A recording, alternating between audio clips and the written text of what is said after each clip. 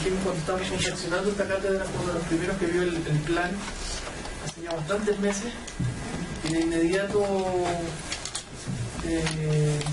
se comprometió a participar, ¿no? Quizás con el tema que él, conoce bastante, el tema vivarista. Ha dedicado casi 5 décadas, ¿no, Carlos?, a la investigación del tema. Entonces también cumple 50 años como investigador de la presencia del Che y de sus compañeros en Bolivia. Yo brevemente le voy a decir a Carlos que nosotros, esta es la sesión número 10, estuvimos viendo más o menos lo que tuviste en el programa desde infancia, el pase por Guatemala, vimos aspectos biográficos, después algunas cosas del pensamiento económico, del marxismo del Che, y la sesión anterior vimos el internacionalismo en la etapa previa, la presencia sobre todo en África del Che, del Congo. Vimos algunos rasgos del mensaje latinocontinental y de la doctrina de lo que quizás era el internacionalismo cubano, lo que algunos definen como castrocomunismo, pero teníamos especial interés en tratar en esta sesión lo de Bolivia porque hay muchos mitos, ¿no? Por ahí en estos mismos días andan rondando algunos escritos que dicen que el Che en realidad que recogieron no era el Che, que los restos todavía están perdidos, y vuelven con una cosa que la plantearon en el 96, 97, 20 años después vuelven a lo mismo.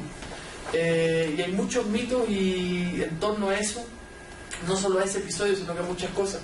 Entonces también la invitación a los compañeros que han participado aquí era, y hemos participado ya casi 2 meses en esto, a preguntar, a aprovechar la presencia de Carlos. Carlos va a exponer su propuesta y después responder y abierto totalmente a cualquier pregunta de las más incómodas, cómodas y lo que sea, ¿no? Así que muchas gracias, Carlos. Bueno, Javier, el agradecido soy yo y para ustedes por su presencia. Viene la primavera un poco frío, ¿no? Pero el frío está llegando del sur, quizás de Buenos Aires. Cuando venía ya estaba a 4-0, o sea. Sí. Menos mal no hay tsunamis ni terremotos. Creo que estábamos soñando mucho con la posibilidad de que el sistema se facilite, ¿no? Bueno, efectivamente este es un tema que, como periodista, como investigador y en cierta medida como testimoniante de aquella época, me ha motivado desde hace mucho tiempo. Empecé a reunir los materiales y a publicar unas cuantas cosas. Sobre todo me motivaba la necesidad de conocer a los compañeros que habían caído en la guerrilla, los bolivianos, porque un poco desaparecían del mapa, no aparecían para nada. Y esa motivación principal, unida a la inquietud de estudios de historia que hice en la universidad, sin concluir la carrera porque en el 71 la persecución, el cierre de la universidad, ya no podemos volver. Pero además descubrir que en el trabajo periodístico hay muchos puntos afines, colaterales, si se quiere, con la actividad de la investigación histórica. Entonces hay un parentesco interesante que me permite, desde el campo del periodismo también, incursionar en la investigación histórica. Bueno, yo tengo quizá la idea, pensaba inicialmente conversar con ustedes muy rápidamente sobre algunos mitos que tú decías, Javier, en torno a la conferencia tricontinental, como si hubiera sido el ámbito donde se decidió la acción de Bolivia. Varios de los militares han escrito en ese sentido, sin mayor fundamento, con pura especulación, y para un poco agrandar, para un poco exagerar el triunfo que ellos han obtenido, ellos se enfrentaban a toda una conferencia tricontinental. No hay ningún tipo de asidero a esta especulación, a este mito. La conferencia tricontinental fue un evento muy importante en ese momento, la conjunción de intereses entre el tercer mundo, podríamos decir así, pero era un momento muy complicado, muy difícil, porque estaba en vigor la polémica muy fuerte entre dos grandes colosos del campo socialista, en ese entonces la Unión Soviética y China, y tenían puntos de vista muy diferentes. Y es posible que en algunos de esos puntos de vista los compañeros cubanos tenían más proximidad con la posición china que con la soviética, pero obviamente necesitaban el apoyo soviético para subsistir. Eso, claro, los obligaba a cierto tipo de equilibrio que se reflejó en la conferencia tricontinental, pero donde de alguna manera las posiciones chinas resultaron un poco aisladas, en tanto que la posición cubana, que compartía algunos elementos interesantes respecto a la contradicción fundamental entre socialismo y capitalismo, pero que básicamente se apoyaba en la necesidad de luchar de los pueblos contra el imperialismo, y ahí también había algo de demagogia en la posición soviética de querer competir con la China en la influencia sobre el tercer mundo, y por eso se veían obligados a apoyar algunas de las iniciativas revolucionarias en diversas partes del mundo, seguramente con cálculo, con cautela, sin comprometer sus intereses a fondo, pero la Unión Soviética era una especie de contrapeso al poder imperialista de los Estados Unidos. Y eso se reflejaba en esos momentos con mucha fuerza en Vietnam. Por esas alturas, estamos hablando de mitad de la década del 60, había ya como 100.000 efectivos militares desembarcados en Vietnam, un pequeño país asiático, del sudeste asiático. Si ustedes se fijan, es un país bien pequeño, en ese momento muy atrasado, casi un país mayoritariamente rural, campesino, con muy poco desarrollo industrial, pero con un valorable espíritu combativo y además con una tradición muy larga de grandes combatientes. No hay que olvidar que unos años antes el poder colonial francés encontró en la batalla famosa Dien Bien Phu una derrota espectacular a los académicos de la franceses de la Academia Miguel Francesa, prácticamente la genialidad de un general vietnamita fue capaz de derrotarlos, o sea que tiene una larga tradición de lucha, ¿no? ¿Cómo se llama el nombre? Entonces resistían con mucho sacrificio la invasión norteamericana. Para esa época como 100.000 efectivos, que ya de instructores y asesores pasaban directamente a combatientes, a enfrentarse directamente con los vietnamitas. Inicialmente eran supuestamente solo asesores y entrenadores, pero en esa época ya pasan a ser directamente combatientes. Por eso, de alguna manera, esa situación de presunto equilibrio surgido de la Segunda Guerra Mundial, las dos potencias que más o menos se controlaban, se equilibraban, y además se temían porque tenían ya en su arsenal las armas atómicas. Entonces, sabido es que una guerra atómica prácticamente todos perderían, ¿verdad? No había triunfadores muy visibles que se pueda pensar.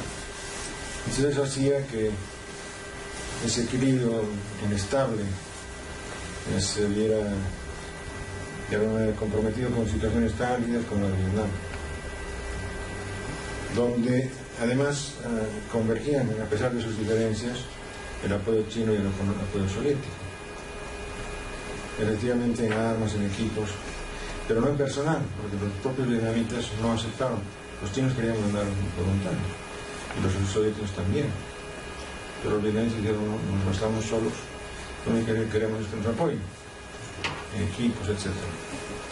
Pero en todo caso hay que asociar esta idea de la situación que atravesaba el mundo en ese momento con este punto álgido, este punto más elevado de esa confrontación con Vietnam. Pero además, obviamente, no aflojaba la hostilidad hacia Cuba, el riesgo, el peligro de una invasión a Cuba continuada, las amenazas, no solo del bloqueo, sino de la amenaza militar hacia Cuba. Y un antecedente que por la época también, 65, la invasión a la República Dominicana. Un conflicto entre militares, revolucionarios y progresistas, una confrontación entre ellos termina con el desembarco de miles de soldados norteamericanos que imponen su voluntad. O sea, estaba claro que la predisposición de los Estados Unidos era sofocar cualquier proceso antiimperialista, revolucionario, sobre todo con el aprendizaje que habían tenido en relación a Cuba. En otras palabras, querían evitar una segunda Cuba, y eso llevaría el hecho de tener que fortalecer ya esquemas estratégicos de dominio. Me recordaba ayer José Pimentel en la exposición que había en Banco Central, recordaba que de esa época datan, los primeros años del 60, los conceptos de la famosa doctrina de la seguridad nacional, que en gran medida pues recogida de los franceses, pero elaborada y sistematizada por los yanquis. Entonces, aquí ya, desde el 60 adelante, después de la Revolución Cubana, que lo vimos en carne propia, ya se estaban formando zonas militares bajo este concepto de la guerra interna, de la guerra antisubversiva, contrainsurgente, etcétera, etcétera. Tenemos el Manchego de Santa Cruz, que ya existía, teníamos Chayapata aquí en los centros mineros, y el CITE en Cochabamba, que era un centro de instrucción de tropas especiales. Eso no era casual, era parte de la doctrina norteamericana que se iba introduciendo, y que se manifestó después, años posteriores, en una serie de dictaduras en América Latina, apuntaladas precisamente por estos sectores militares y con el respaldo pleno de la injerencia norteamericana. Entonces, esto es un antecedente inevitable de analizar, de sopesar, cuando queremos entender por qué la presencia del Che en Bolivia. Y además, eso mismo está de alguna manera muy explícita en su llamamiento que él hizo a la tricontinental, que originalmente enseñaba a los pueblos del mundo, pero luego pasó con ese emblema de crear 2, 3, muchos gobernantes. Justamente de lo que estamos hablando, de abrir otro frente para aliviar la potencia imperialista concentrada en Vietnam. Entonces, este llamamiento del Che, que yo no lo debió ver, desde abril del 67, se da a conocer en abril del 67, aunque todo indica que fue redactado antes de su venida a Bolivia, más o menos en octubre del 66. Pero además, los compañeros cubanos publican un mensaje y acompañan el mensaje fotos donde se ve al Che afeitando por la barba. Es como una señal muy clara de que el Che anda por ahí combatiendo en una parte. Y como ya había empezado el movimiento armado en Bolivia en marzo, entonces el propio Che en su diario nota es casi seguro que ahora ya suponen que estoy aquí.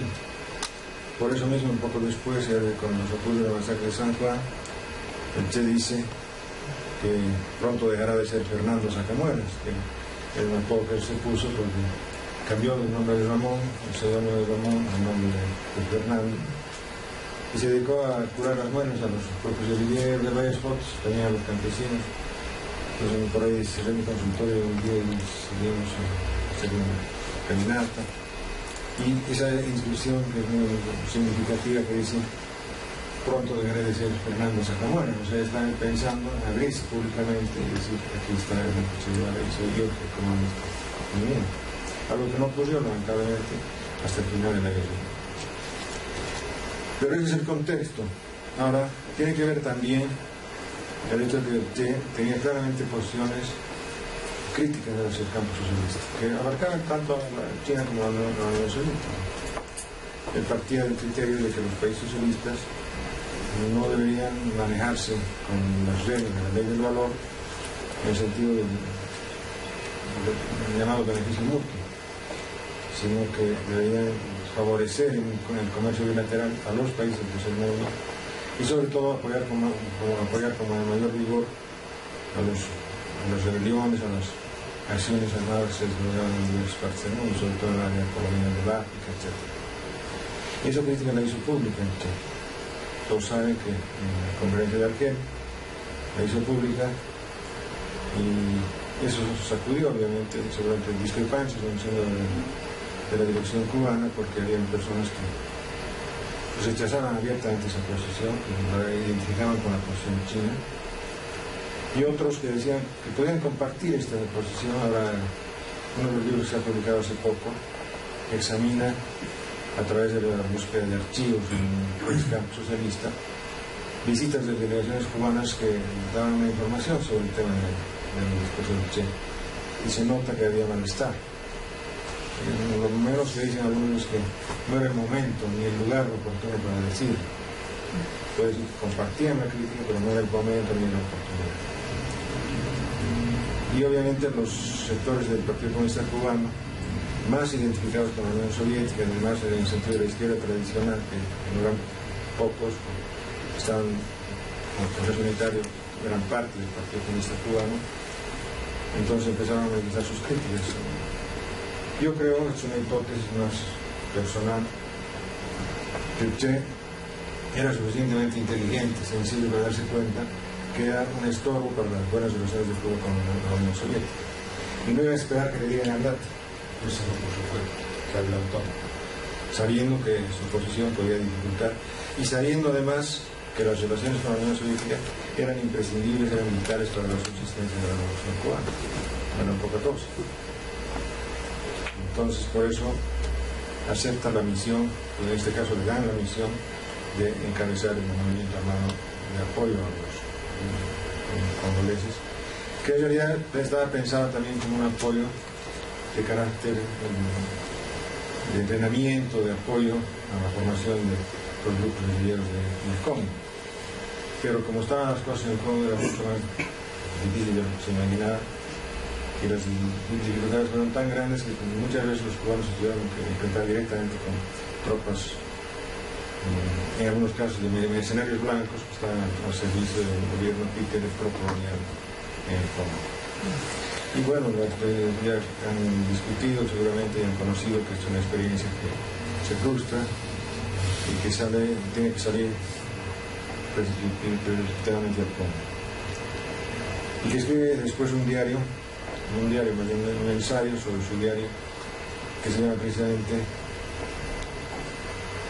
Pasajes de la Guerra Revolucionaria Congo. Un libro que ha tardado 30 años en publicarse, bueno, razones habrían, pero a mí me parece un tiempo exagerado. Y es dramático la manera como el propio Che analiza crítica y autocríticamente lo que pasó en el Congo. Y como en esa etapa se publicó la carta de despedida, entonces realmente el Che tenía que pensar dónde seguir sus pasos, dónde dirigirse. Tomando en cuenta además que un convenio no explícito, no acordado con la dirección cubana, cuando se enroló en México a la expedición cubana, era que cuando él se quisiera ir, lo debían dejar. Será un acuerdo no escrito, pero regularmente acordado, en el sentido de que cuando él se quisiera ir o volver a su país, se lo dejara tranquilamente partir. Entonces, aludiendo a ese criterio, es que él, después del fracaso en el Congo, inicialmente va a la posibilidad de venir a la Argentina, inclusive directamente pasando de Praga, donde estaba refugiado de manera clandestina, a París, pero hablaba francés, con una ventaja.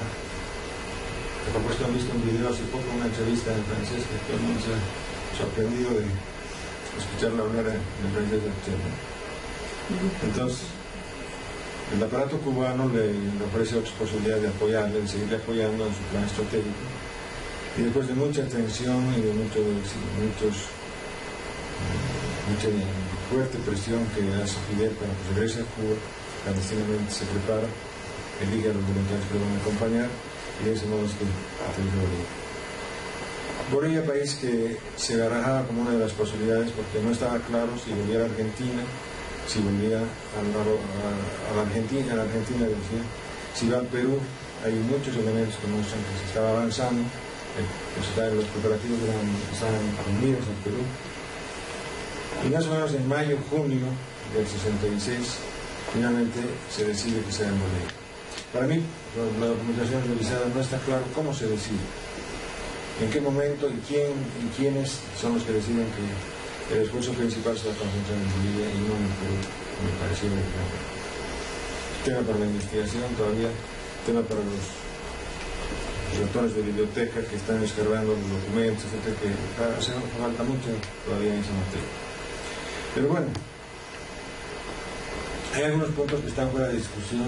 Su proyecto no era exclusivamente boliviano, era un proyecto de carácter continental.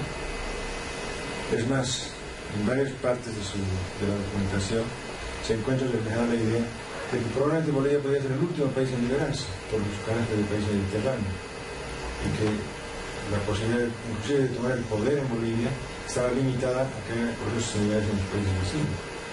porque usted creía, se piensa con bastante buen criterio, de que un país mediterráneo rodeado por países hostiles no podía sostenerse. Y por eso mismo su concepción estratégica era de expandir desde Bolivia hacia los países vecinos, digamos, la mecha o la idea y la organización, de pensar que aquí podían entrenarse por columnas que después pasaran a sus países a desarrollar la fecha armada. Es en esas condiciones que llega a Bolivia, pero aquí hay un elemento que quiero compartir con ustedes. ¿Qué es lo que se planteaba para Bolivia? Por eso, el título de esta charla es tenía una propuesta para Bolivia. Una pregunta, porque si revisamos la documentación, el propio diario, el principal documento que queda de la guerrilla, las comunicaciones entre el aparato cubano y Che, o sus colaboradores, si analizamos los mensajes emitidos, excepto quizá un poco el mensaje de los mineros, que es el último, no encontramos una fibra que nos conduzca a pensar qué es lo que realmente proponía el Che para Bolivia. Porque está bien, su proyecto era continental, era expandir desde Bolivia, pero mientras esté en Bolivia algo tenía que decir. Entonces, tenía que tener una justificación sobre el emprendimiento. Y fíjense ustedes, el año 98, más de 20 años después de la guerrilla, 30 años después de la guerrilla, un periódico paseño que teníamos acá, bilingüe, Bolivian Times, no sé si alguno de ustedes se recuerda, los jóvenes no creo porque un periódico que duró unos meses se extinguió. Lo dirigía un periodista de origen norteamericano pero nacido en La Paz, Bolivia. Cuando yo lo conocí le dije, ¿dónde aprendí a hablar también el español? Entonces soy paseño, tiene todo el pinta de gringo, pinta más fácil. Anda por ahí ahora que está en Egipto, pero lo he encontrado por internet, creo que está viviendo en Egipto. Pero bueno, se le ocurrió hacer un periódico bilingüe, en inglés-castellano, y sacó un documento proporcionado por un militar, Jaime Niño de Guzmán. Jaime Niño de Guzmán era el piloto del único helicóptero que trabajó en la campaña antiguerrillera. Y él dice que Che le entregó una libreta, o le proporcionó tabaco, dice que lo trató bien, entonces en reciprocidad el Che le regaló una libreta. Voy a saber si esto es cierto, yo no lo creo que fue así, porque lo más probable es que la libreta haya sido sustraída, apoderada, así arbitrariamente, como hicieron con muchos de los objetos del Che. Se repartieron como botín sus pertenencias. Pero bueno, digamos, de alguna manera esa libreta va a dar a Jaime Niño de Guzmán. Y aquí tenemos al hombre justamente mostrando esa libreta. Y por la letra, indudablemente del Che, por el contenido y por las circunstancias históricas en que esto aparece, yo por lo menos no tengo duda de que es un documento auténtico. No es una última proclama del Che, como dice Bolivian Times, sino un borrador de proclama que está escrito con anterioridad a las acciones armadas. Ustedes saben que la acción armada comenzó en marzo de 67, ¿no? Esto tiene que haber sido escrito antes de marzo, o comienzos de marzo, porque si se fijan ustedes, dice nosotros, los representantes de él, está en blanco. O sea, todavía no tenía nombre la columna guerrillera. El nombre que adoptan como gesto de liberación nacional lo hacen después del 3 de marzo, después del primer choque armado. O sea, la conclusión que esto se borronea una proclama de este tipo antes de la confrontación armada. Pero es muy interesante su contenido.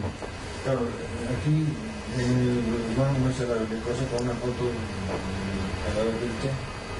No permite leer toda la...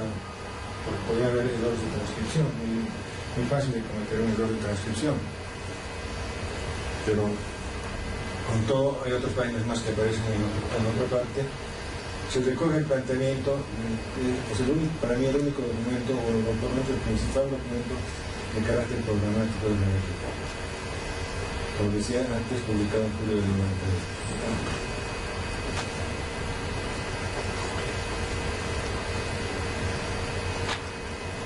Ahí tienen otra foto ya con 2 páginas de la libreta. Y me van a mostrar las fotos del Che del cadáver, me tapada una parte del texto. Y Yo no tengo pero duda de que es un documento auténtico. Lo he publicado en el periódico Cambio, lo he publicado en el periódico La Razón, lo he publicado en una revista de Malva, el director. Me dice hoy día el embajador cubano que una revista que se llama Cuba Socialista, bueno, una revista oficial, se publicó un artículo a mí sobre ese tema a pedido de ellos. No lo he visto en la revista, pero eso me da a entender que si los cubanos lo han publicado es que ya admiten que esto ya no es un documento auténtico. Porque no ha ocurrido tantos años que yo vengo divulgándolo, no tenían callado, pero seguramente tienen dudas de si era o no un documento auténtico. Ahora, ¿qué dice este documento?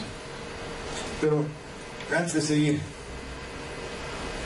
yo tengo la manía de hablar, cuando me desatan la cuerda, entonces empiezo a darme de la cuenta. De modo que les pido que cuando tengan una inquietud o una pregunta, no hay problema que interrumpan y hablamos, ¿verdad? No solamente escuchen, sino también participen.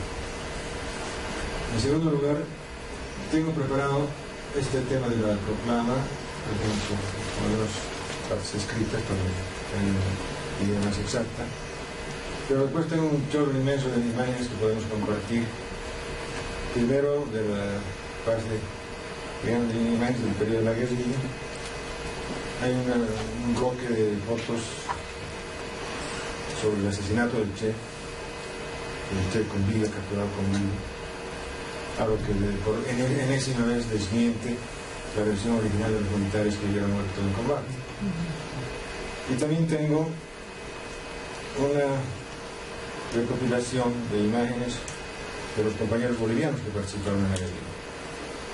No sé si Juan Carlos debe acordarse de algunos de ellos, lo debe conocer a Aniceto, por ejemplo, quizá Antonio Jiménez también. Somos más o menos contemporáneos con Juan Carlos. Bueno, entonces, yo digo, dependiendo del interés de ustedes y que el tiempo alcance y que haya interés, podemos abarcar estos 4 puntos. O de lo contrario, nos quedamos en esta parte de la proclama que, más que imagen, vamos a ver, intentar reflexionar desde el contenido, ¿verdad? Parece que la primera vez que empezó a llegar aquí, porque acá está bastante frío.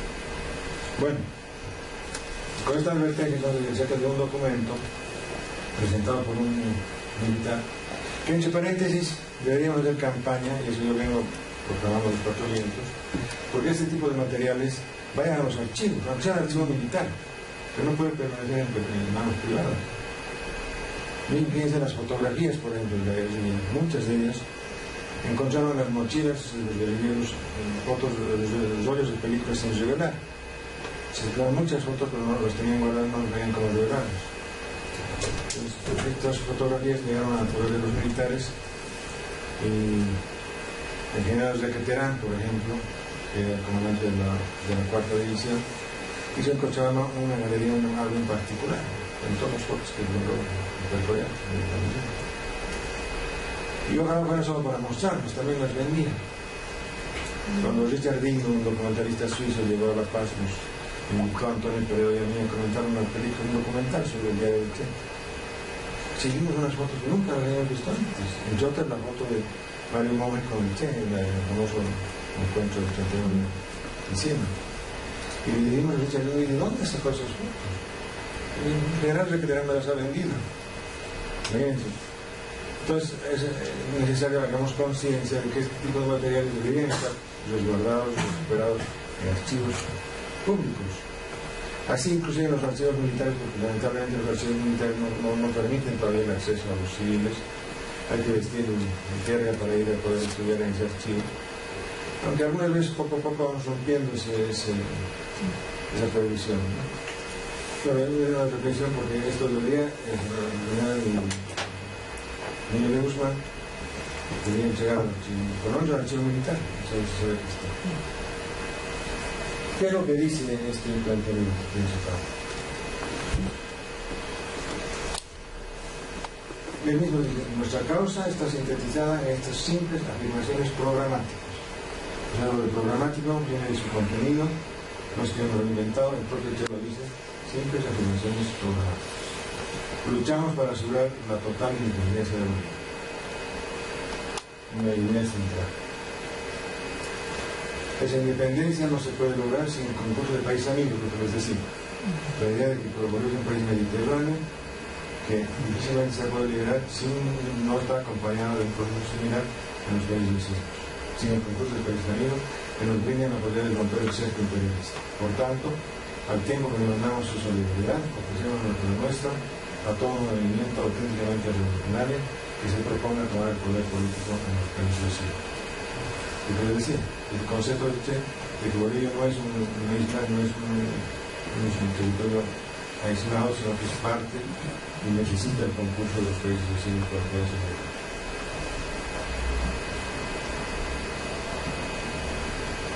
La tercera idea, condición indispensable a una auténtica soberanía, es tener dominio sobre los medios de producción. Por tanto, nos proponemos la nacionalización de toda propiedad imperialista, así como la gran industria nacional ligada al monopolio extranjero, como paso previo a la construcción de una sociedad nueva. Tercera afirmación programada. El tema del control, la soberanía sobre la parte productiva, por lo menos la parte capitalista, la gran industria nacional ligada al monopolio extranjero. Y 4, esa sociedad no puede crearse sin el apoyo combatiente de campesinos y obreros a los que llamamos a incorporarse a la lucha con las siguientes consignas. O sea, aparte de las 4 afirmaciones programáticas, plantean unas consignas que también me parecen más interesantes que la primera parte.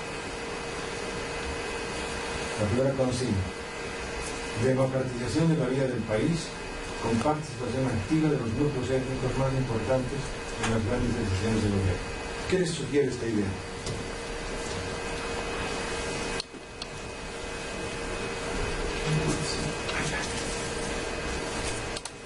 Participación activa de los grupos, de los núcleos étnicos más importantes en las grandes decisiones del gobierno. ¿A qué se está refiriendo con los núcleos étnicos más importantes? A los pueblos indígenas. A los pueblos indígenas. Hay un historiador aymara, Juan Carlos Romani, que me decía: ¿usted nunca se ha acordado del tema indígena? Le dije: de esto. No es evidente. Su primera consigna: democratización de la vida del país con participación activa de los grupos étnicos. O sea, este es un atisbo interesantísimo en el concepto de los procesos revolucionarios que vivimos en este país. Otra consigna: culturalización y tecnificación del pueblo boliviano, utilizando la primera etapa los lenguas vernáculas. O sea, parte un poco del desarrollo de la idea anterior, participación de los grupos más importantes, y en el campo cultural, la defensa y la utilización de la primera vernácula. Félix Pachi decía, cuando era ministro, los bolivianos tenemos que ser trilingües, saber castellano, saber inglés y saber el idioma original. La idea no me parece absurda, pero tiene sentido. Otra, la tercera: desarrollo de la sociedad que libere a nuestro pueblo de flagelos ya empleados en países avanzados. Estamos hablando de flagelos como la desnutrición, el analfabetismo, las enfermedades crónicas, una serie de cosas, flagelos que en los países ya están superados. ¿Qué les sugiere también esto? A mí me da la idea de que hay una afinidad muy interesante y un día de ser apuntada entre los planteamientos generales que plantea el Che, como que de alguna manera muy general también es el programa del proceso revolucionario que estamos viviendo desde el año 2006, con sus matices, con sus errores, con sus subidas y venidas, con el avance del proceso, pero son líneas coincidentes.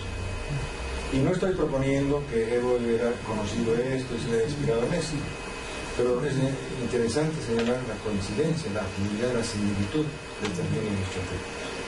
Por ejemplo, un país amigo. Hemos visto grupos étnicos minoritarios, lenguas nativas, en este caso liquidación de flagelos que hemos podido partir muy superado. Otra consigna: participación de obreros y campesinos en las tareas de planificación de la nueva economía con el derecho de auténticos propietarios de los medios de producción. Otra vez participación de obreros y campesinos en la planificación de la reserva.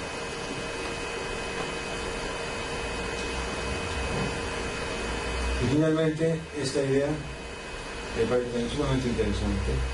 Formulación de un programa de desarrollo, formulación de un programa de desarrollo que comprenda la población de los riquezas minerales y de la fertilidad y extensión de nuestro suelo.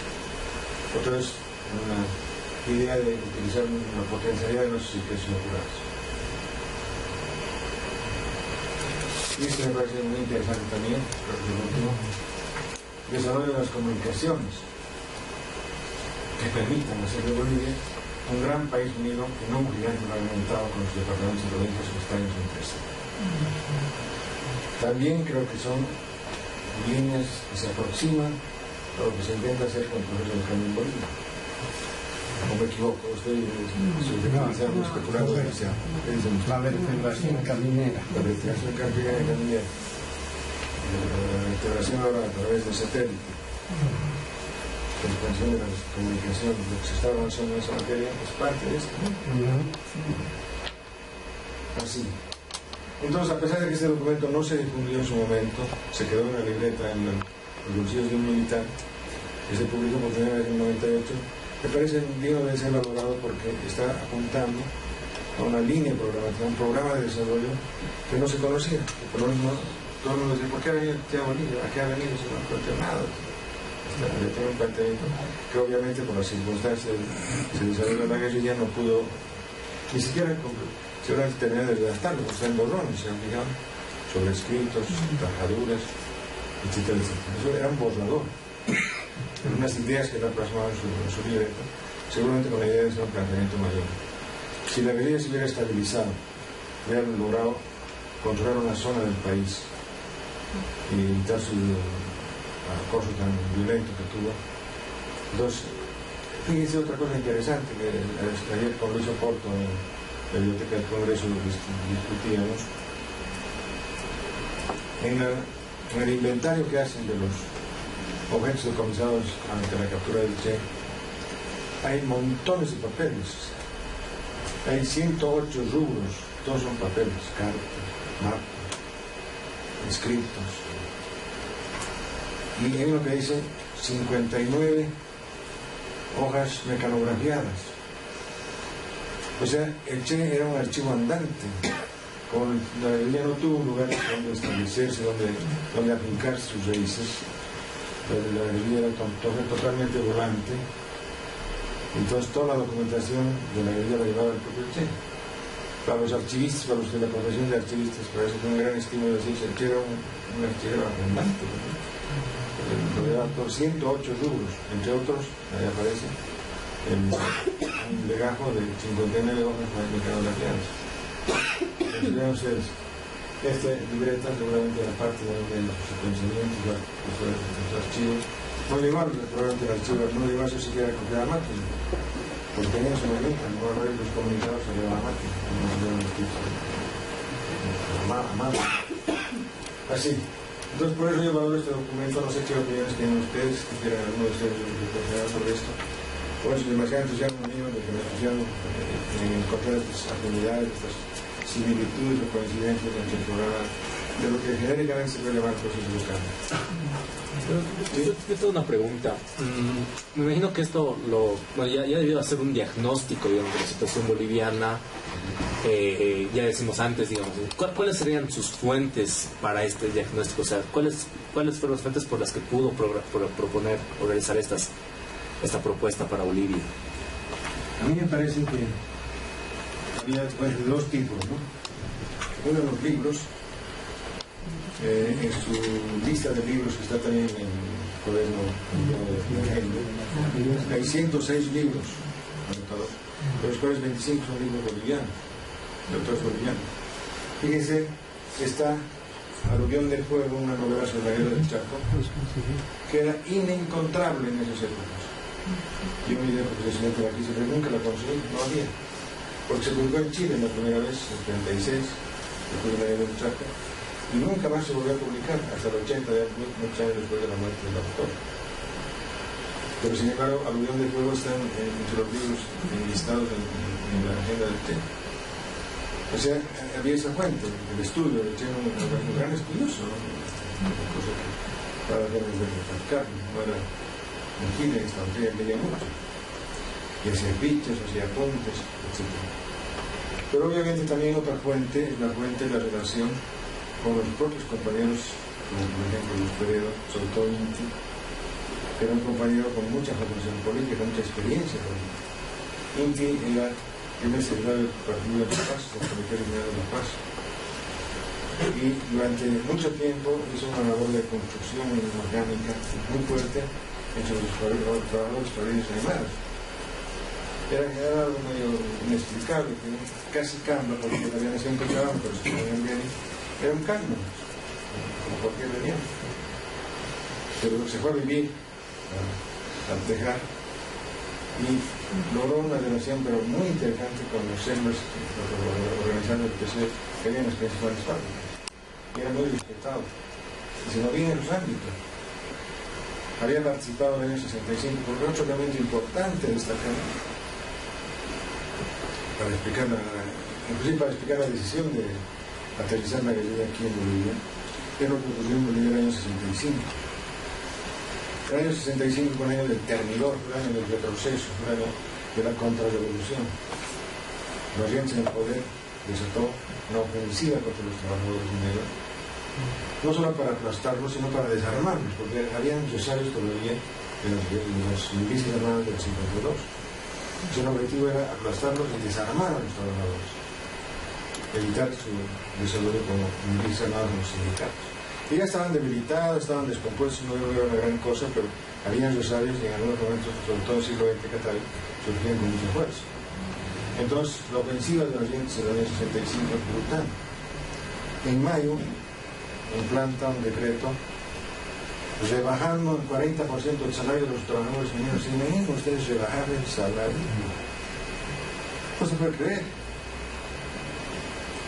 Después, desconociendo todos sus dirigentes sindicales, despido de todos los 25.000 trabajadores de la Comibol y recontratación de 23.000 y dejando a 3.000 afuera. Todos los que olían a dirigentes sindicales fuera. En el siglo XX, Catarí se dio una situación muy peculiar, rodeados, a punto de ser masacrados. La dirigencia de ese momento decide, la mayoría discuten y decide autoexiliarse para evitar la masacre.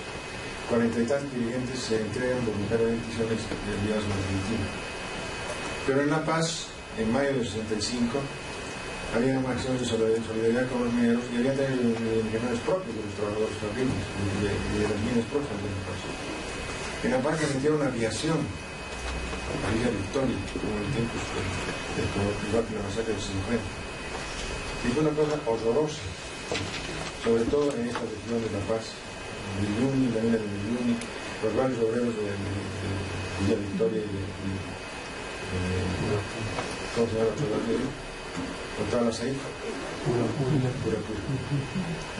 que era además eran los sitios donde estaban las fábricas principales de La Paz. El Alto era un desierto, no había nada, desierto completamente, unos sembradíos de papa. En cambio, el núcleo obrero estaba asentado en la zona, sobre todo de Curacura, los Saída, los Boros, los Solinos, eran núcleos obreros importantes.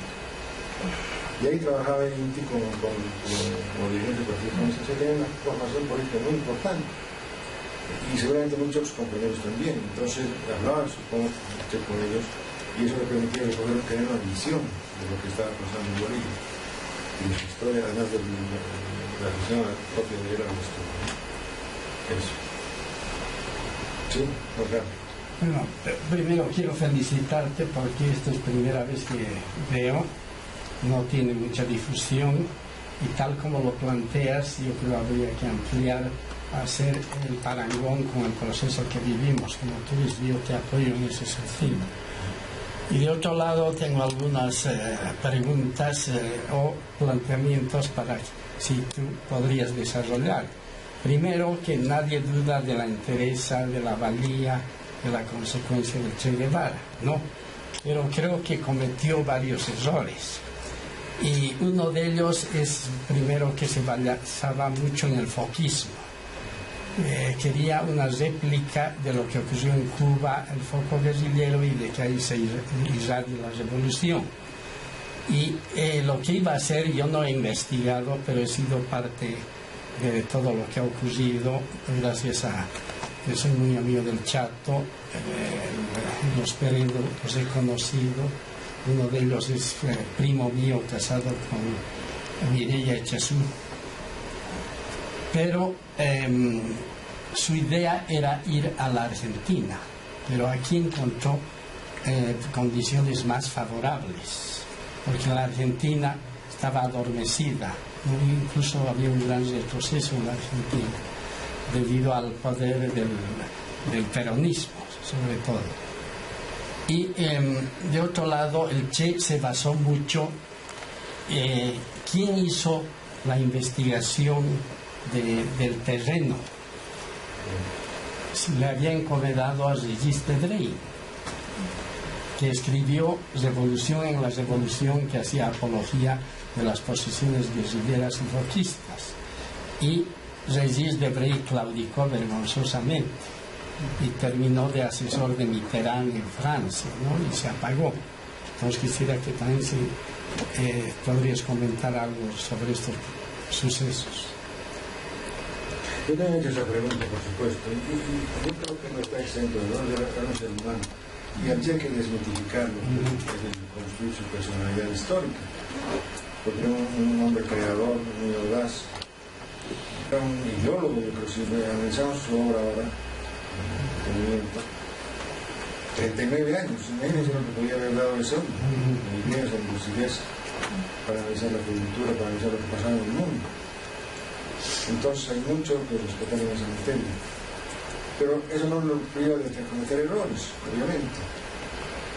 Pero tampoco vayamos a pensar como algunos partidos tradicionales de la izquierda que respondían a las iniciativas de Joaquín y de Debray con respuestas mecanicistas, ¿no? Poco menos que como si la historia fuera una sucesión mecánica de causas y efectos. Nada de que esté fuera de eso se puede cumplir. La historia no es eso. La historia interviene en el ser humano con sus inquietudes, sus pasiones, sus defectos, sus impulsos, sus inquietudes, una serie de cosas que en cierto modo muchas cosas se vuelven impredecibles. Tú que conoces la historia de la Unión Soviética, imagínense, estamos también por cumplir los 100 años de la Revolución Rusa en este mes de octubre. Fíjense, Rusia en guerra con Alemania, aliada con Francia y Inglaterra, y está la revolución contra la dinastía, se cae el zar, y la revolución de febrero del 2017. Los líderes socialistas, ese tiempo se llamaba Partido Obrero Socialdemócrata ruso, estaban la mayoría en el exilio. Lenin, todos estaban en el exilio.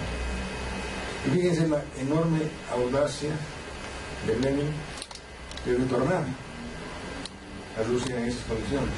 ¿Cómo podía retornar? No había aviación, no había nada de eso. Lanzar un helicóptero, lanzar un paracaídas, no se podía. Entonces, los gobernantes alemanes ofrecen un tren blindado para llevar a los dirigentes hacia Rusia. Era un riesgo tremendo. Podían hacerlos volar en el camino, o podían acusarlos de ser cómplices de Alemania, un país con el cual estaba en guerra su país. Lo acusó a Lenin. Lo acusaron a Lenin. Pero más importante fue ese gesto de audacia de retornar en el tren blindado. Llegó en abril, y sin la presencia de Lenin en ese proceso no hubiera habido ningún resultado. Entonces, eso no está dicho en ningún manual de historia, que es lo que tiene que hacer. Es un gesto de audacia. Como también fue un gesto de audacia de intentar que el camino de Viena se imponga aquí para romperle la corona vertebral de los Estados Unidos, el imperialismo. ¿Podría triunfar? Yo creo que sí. No triunfó, pero eso no quiere decir que no valía la pena hacer el intento, y él lo hizo, ¿no es cierto? Por eso es un tema para mucha discusión. Ahora, curiosamente, de los cientos de libros que he mencionado que aparecen en la lista de la agenda del Che, y de otras listas que han ido apareciendo, o sea, yo calculo, si me puedo sumar los 106 que están en la agenda, anotados, y los de otras listas que han aparecido, que están en las cuevas, etc., fácilmente tengan bibliotecas de 200 o 250 libros. De los libros ninguno se ha conservado. Yo he visitado el archivo militar en la coyuntura cuando estaba el presidente Carlos Mesa, con el canciller de ese momento, Ignacio Siles. Hicimos una gestión para que nos permitan por lo menos conocer el archivo militar. Y no hay un solo libro, todos los libros se han repartido como trofeos. Pero el único libro que se ha conservado es el libro de Debré, quizá con anotaciones de puño y letra del Che. En algunas cosas no coincidía el Che con las definiciones de la crítica. Pues sería interesante poder analizar ese tomo, el único libro que se ha considerado en el archivo militar, que es el libro de la Revolución de Debré, donde él tiene las observaciones apuntadas ahí. Algún rato lo conoceremos. Por eso hay que pelear porque se abran los archivos. Una pelea en la que estamos solitariamente muchos batallando hace tiempo, ¿no? Porque además, yo digo, la pelea por abrir los archivos aquí debe ir acompañada por una gestión diplomática entre los Estados Unidos para desclasificar la mayor parte de los documentos que incluso cosas que ellos han llevado aquí. Se ha desclasificado una pequeña parte, pero todo el conjunto de información clasificada en Estados Unidos hay que abrirlo. Y creo sinceramente, de manera fraternal, que los compañeros cubanos, que también hay que empezar a abrir los archivos cubanos. Si medio siglo después ya hay que hallar esta cosa y empezar a reconstruir lo más próximamente a la verdad. Bueno, yo lo veo así. ¿Qué piensan los compañeros? No sé, una pregunta, pero yo te lo he planteado varias veces, basado en una actividad que tuvimos juntos también lo planteé.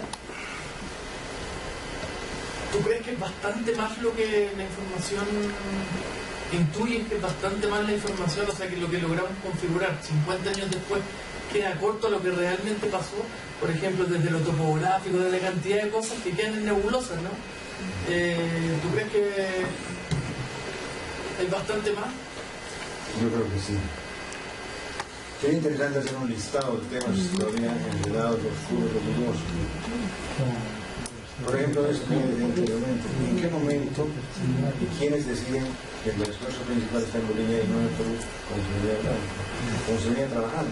El primer emisario del Che, que es Papi, Ricardo, viene en marzo del 66. Y Papi vino adelantado porque ella, como cierto, había estado cooperando en la instalación del puerto guerrillero de la Setia de Argentina. Desde Tarija, en Tarija se construyó una base de apoyo para los fusileros. Y nunca se descubrió eso. La idea de Macetti fracasó por otras razones, no por la que no haya funcionado la base de apoyo de Tarija. La base de apoyo que la construyó Papi con ayuda de Inti y otros compañeros, los Bastos. Bueno, una lista grande de gente que había que indagar, ¿no es cierto? Pero él vino por la instrucción de privar las condiciones para ir al Perú. Y en julio llega Pombo con Tuma y le dice: no, nuestro gobierno ha cambiado de clima, ahora vamos a hacer el Bolivia. Y aparece un emisario llamado Emiliano, que no se puede saber hasta ahora quién es. En una parte aparece una crítica de Ricardo que Emiliano es una mierda, una cosa así, una mierda que digo. O sea, como parece que Emiliano era un emisario que vino a observar antes que Debré y dijo: aquí está una cosa perfectamente, aquí en esa Bolivia. Parece que ese informe de Emiliano, que no saben sobre quién es, por lo que como dice el puesto, no se sabe. ¿Quién era Emiliano? ¿Era un peruano? ¿Era un cubano? ¿Quién era? Eso, unos informes que el propio Ricardo dice que estaba mal hecho. Y que parece que esa fue la cosa que pesó más para decidir que fuera Bolivia y no el Perú. Ahora, la cosa del Perú tampoco era fácil, porque los principales líderes que estaban en acciones guerrilleras estaban presos, había peligro de que estaban infiltrados, no era fácil, tampoco era caso de derecho. Y precisamente por todo eso se pensó que en Bolivia eran mejor las condiciones. Además, territorios bastante alejados, poco poblados, donde podía permanecer mucho tiempo. Pero también la elección de Nicaragua es problemática, porque hasta 15 días antes de llegar el Che a Bolivia en noviembre, en la correspondencia de las cosas que se pueden estudiar, las cosas que se conocen, el Che insistía que se en Alto Beni. 15 días antes les decía a los compañeros doctorados: bueno, vienen las armas a Alto Beni. Yo le pregunté a los Saldaña, cuando estuvo aquí unos años en Bolivia, ¿por qué se tomó esa decisión cuando los ya estaban en marcha? España no me supo responder, pero me dijo, yo creo que fue para desinformar. No sé. Pero finalmente, Monge en sus maniobras lo que quería era alejarlo al Che del centro político del país y acercarlo a la Argentina para luego tomar la vuelta a su país. ¿Centro político más o menos? Bueno, el centro político en ese tiempo no teníamos Santa Cruz de Ahora. El centro político eran las minas, Oruro, La Paz. Ese era el centro político principal del país, ¿no es cierto? Entonces, Villancabón está lejos, no nada que ver. Y esa era un poco la maniobra de Monge para alejarlo. Y el Che decía, no, mató Beni. Los compañeros cubanos que vayan al Che, no tenemos dónde llevarlo. Actuaron precipitadamente. Porque una gran dosis de voluntarismo de acuerdo, ellos creían que las cosas se arreglan con voluntad, con firmeza, con acción. En ese sentido, muy entregados a la causa, pero las cosas no funcionan solo con voluntad. Entonces, eso explicaría que se elige primero el país, y segundo la zona, que no es el centro político del país. Probablemente con la idea de entrenar ahí y de pasar al Chapare. Hace poco, en unas entrevistas que hicieron con Pombo, él dice que el Che tenía en mente llegar a Puerto Breto. No hay Puerto Breto en Bolivia, pero hay Puerto Greter, que está hinchada al Moró. Si ustedes han ido a Samaipata, a Puerto Samaipata, en los ríos incaicas que hay ahí, miran hacia el norte y ven esa tremenda selva del Amboró. Y ahí está Puerto Greter, que era un explorador alemán, creo. Entonces, Pombo escuchó decir Greter e incluso Breto. Algunos se han burlado un poco irreverente, como era Humberto Vázquez, una chica, se burla del Pombo, ¿no? En Bolivia no hay Puerto Breto. Yo sería más cauto. No hay Puerto Breto, pero hay Puerto Greter. Y coincide con esa zona que es la llave para entrar al Chapare. El Chapare sí es una zona poblada, donde podía haber base social. Porque en Muñangabazo no había base social, y si había una base social hubiera sido guaraní. Porque esa era la APG, la Asamblea del Pueblo Guaraní, lo que es el movimiento guaraní. Esa era la base social que se podía construir. Pero los compañeros ni siquiera tenían la idea andina de Bolivia, ni siquiera pensaron que podían ser que los barrios de otros grupos étnicos, ¿no es cierto? Así. Pero hay más, pero no. Sí. Y don Carlos, sí, ¿cómo está? Buenas noches. Le quería hacer dos consultas. La primera que quería era saber si es que el Che, en una etapa anterior a la incursión de la guerrilla en Bolivia, el Che ya estuvo en el país años posteriores a la revolución del 52. En ese periodo el Che en algún momento realiza una reflexión de ese acontecer histórico, es decir, del cumplimiento de las tareas democrático-burguesas. Mira, no estuvo el Che en Bolivia, estuvo Ernesto Guevara de la Serna, todavía no era el Che. Era un joven recién graduado de medicina, le gustaba la aventura, que le gustaba el viaje, que era muy observador. No tenía ni siquiera una formación política clara, había estudiado mucho, pero no tenía un montón de parámetros en su cabeza. Estaba investigando, estaba observando, era un gran observador. Viene a Bolivia en 53 y está apenas 45 días. También esto se convierte en un mito. El Che estuvo trabajando en las minas, el Che estuvo aquí, estuvo 45 días como mochilero. Se contactaron con algunas familias argentinas que estaban exiliadas aquí reprimidas por el peronismo, que se asiliaron en Bolivia. Nos trataron muy bien. Tuvo una enamorada que se llamaba Marta Pinilla. Va a la mina de Bolsa Negra y pensando quizás la posibilidad de conseguir un trabajo, se encuentra con los mineros no estaban, que había ido a apoyar la reforma agraria el 3 de agosto, el 2 de agosto. Y solo cuando ya están por salir llegan los camiones y los mineros sacan unas fotos. He visto en la revista del Camino publicar fotos de Caricatura, que el Chuperense va a llegar para venir a Belgrano, me han confirmado hoy día. El compañero del Che en este viaje, que era el segundo viaje, el primer viaje fue de la motocicleta, en la película, como muchos de ustedes han visto. Es el primer viaje, el segundo viaje fue este. Pues otra cosa curiosa, ¿no?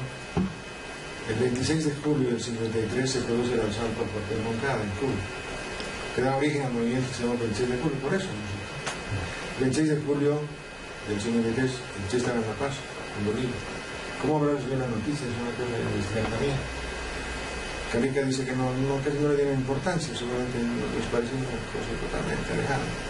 Pero da que pensar esa coincidencia histórica que en Bolivia el Che se enteró, bueno, pero todavía no del Che, sino Ernesto Guevara de la Serna se enteró de lo que habían intentado los compañeros cubanos en pasar por Temucán. Ahora, hay en su correspondencia, hay en el diario que hizo, ya tenía la costumbre fiel de hacer diario. Se ha publicado en un diario muy corto, creo que es fragmento, solamente el diario completo. Seguramente que la parte de la enamorada que tuvo sobre la algunas personas me han sacado sus partes. No dice, son fragmentos del diario, no sé. Tienen seleccionado los fragmentos, pero es lo que se conocen. Entonces, hay algunas observaciones sobre lo que pasaba con el proceso revolucionario. Por ejemplo, una cosa, los dirigentes indígenas llegaban a La Paz para entrevistarse con los ministros, y lo hacían formar filas, les echaban DDT antes de que entren a hablar con los ministros. Estoy seguro de que la revolución del DDT, de choque, de violenta, esa actitud. Además, los dirigentes del proceso eran unos ojaleres tremendos que se lo pasaban el día entero en el bar Gallo de Oro que quedaba en la Embajada Brax, que hasta hace poco podía existir. Unos ruinos de una casa de piedra con techo de cuadro. El Gallo de Oro, que era el largo del... Dicen algunos que el gabinete podía reunirse en ahí porque la mayoría de los ministros de Chile estaban ahí, pasándola bien. Esa era una experiencia frívola, poco consecuente con el proceso revolucionario. Pero bueno, esas observaciones las escriben en su correspondencia. En el Perú, pasa de aquí al Perú por Catalana, y en el Perú ya va teniendo algunos contactos un poco más serios con algunos dirigentes políticos que existen en el Perú. Termina en Guatemala y en Guatemala vive la experiencia de un golpe de Estado de la CIA. Eso fue, supongo, muy educativo para afianzar su concepción antiimperialista. Y su relación con una joven peruana muy letrada, muy leída, que a pesar de que era aprista también manejaba muchos textos marxistas y lo ayudó a superar una serie de criterios en su propia formación política. La relación con Hilda Gallardo fue muy importante en la escuela. Bueno, lo demás ya después se dedicó a estudiar, y era un estudioso del capital y del marxismo y reflexiones tan importantes como ese libro sobre la crítica al manual de economía política y de ciencia, que además es el único texto que prevé que la Unión Soviética va a retomar el capitalismo y fundamentalmente la historia de la Europa, así de ser. Entonces, su visión de Bolivia ha sido muy corta, casi de un turista, de un chileno, a pesar de que era muy observador, pero con su correspondencia. Yo creo que no sacó muchas conclusiones de lo que pasó en Bolivia. Como para decir, conocía ya Bolivia, la conocía, pero muy superficialmente. Así. ¿Quieres decir algo? Sí, a ver. Se hablaba, o sea, de estas consignas que dice el Che, y decía que había cierta similitud con el programa considerado desde 2006. Ahorita el compañero decía que quizás, o sea, el Che lo que hacía era una exportación del modelo cubano. Y puede que hayan coincidencias. Pero me parece, o sea, que el Che lo que quería era fundar una nueva América Latina. Entonces, entre estos planteamientos del Che, para el proyecto que tenían para Bolivia, lo que pasa hoy, que viene desde 2006, ¿cuál cree que sea la importancia entonces de la guerrilla a los 50 años de la presencia en Bolivia? Bueno, por lo general estamos acostumbrados a conmemorar algunos hechos históricos en los números redondos, ¿no? 50 años de la caída del Che, 100 años de la Revolución Rusa, 500 años de Lutero, 150 años de Capital, así. Es natural que haya intentos de reflexionar en torno a estos aniversarios redondos. Pero yo creo que es importante reflexionar tratando de descubrir cuál es la herencia que tenemos del Che. Quizá no es su formación de una nación política boliviana en este momento, no es lo posible, no es necesario, pero su intransigencia en la lucha antiimperialista, su intransigencia en su visión a promover cambios y a no contemplar pasivamente la realidad, sino buscar transformarla. Además, su legado ético es muy importante. ¿no es cierto? Su legado ético que nos muestra una persona íntegra, consecuente de lo que dice y lo que hace, sin dobleces, ¿no? Haciendo esfuerzos por equiparse con todos los últimos combatientes, no hacer nada, no mandar a hacer nada de lo que él mismo no pudiera hacer. Hay toda una moral detrás de rescatarlo. En tiempos tan agrios que vivimos, con politiqueros que se pasan de bando, que buscan aprovechar cualquier coyuntura para beneficiarse personalmente, o para traicionar a las causas más nobles. Creo que la enseñanza de esa integridad, esa rectitud, y finalmente ese desprecio por los bienes materiales, denuncia su cargo de ministro, denuncia estar en el poder, no debe seducir por el poder, y es capaz de denunciar a todo, incluye a su familia, a la cual él dice claramente no debe nada material. Eso es una muestra de una actitud ante la vida, ante la lucha muy rescatable, no sé. Para estos tiempos, como de naves, no se descuidan con mucha facilidad. A ver, los cubanos tenemos una visión del Che un poco diferente. O sea, así siempre así que hasta lo poetizamos. Y es ese despojo. Pero ¿cree usted, o sea, que existe esa misma visión aquí en Bolivia? Aquí en Bolivia las opiniones están un poco divididas. Hay todavía gente, no poca, que identifica la acción del Che como una invasión, una violación de la soberanía del país. Ese fue el caballo de batalla de Corrientes, seguramente asesorado por Ringo, que presentó como un ejército además decepcionado, un ejército que nunca había tenido una batalla importante, había perdido territorios por todo lado, siempre había estado derrotado en todos los guerrillas que participaban, incluida en el Chaco, como sabía. Entonces, parece insuflar cierto aire de recuperación a las Fuerzas Armadas, decirle que son una nación que han derrotado en naciones extranjeras. Les funcionó. Fíjense ustedes, cuando salimos a la calle con Tayo, no sé si lo han pasado en su contar que hizo Tayo, íbamos a la calle Potosí, y claro, la gente con cámara, con los micrófonos, unas cosas así, íbamos caminando, y la gente se abrumaba, pues, ¿no? Y mucha gente los saludaba, Tayo, que viene, el Che, adelante, y unas doñas anunciaron, el Che invadió nuestro país y lo sacó, y Tayo los firmó. Hay todavía gente que piensa así. El gobernador de Santiago está haciendo un monumento a los Hells Angels, creo que ya políticamente contra el gobierno de Evo todo este tema. Los Hells Angels se han agrupado en una asociación, no sé cómo se llama, quieren ser militares. Creo que ya los han declarado en eventos cuando el gobierno de los dice, ahora quieren una pensión con los combatientes. Y están agrupados y los invitan a la facultad de la universidad. Yo iba a debatir con ellos hace poco.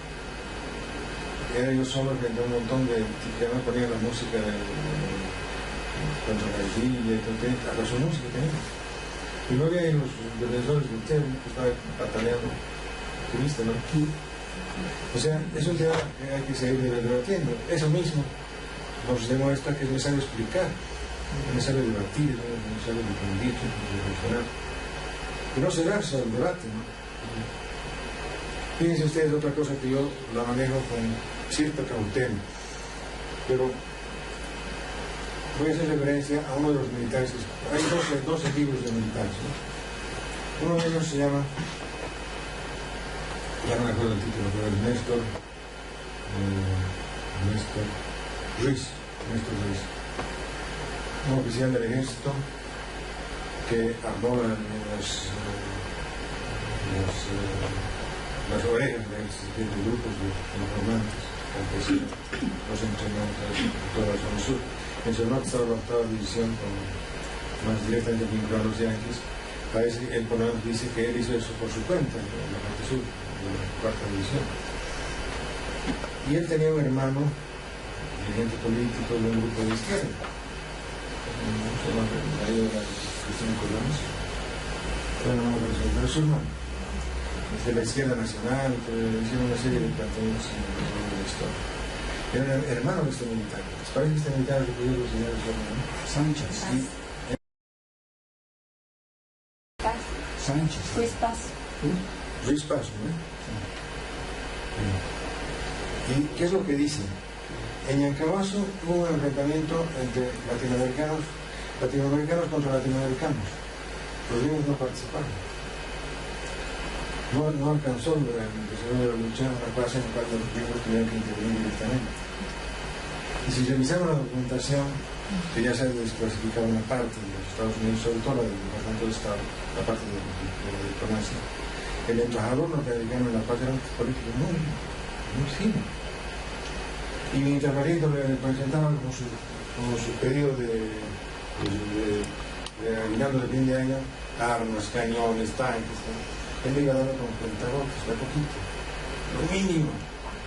Y además no intervenir, las tropas no aparecen, solo se concentran en el Montero para entregar a los demás. Y mandan que a los agentes que siguen cubiertos, como puertorriqueños, como quieran, casi todos gusanos cubanos.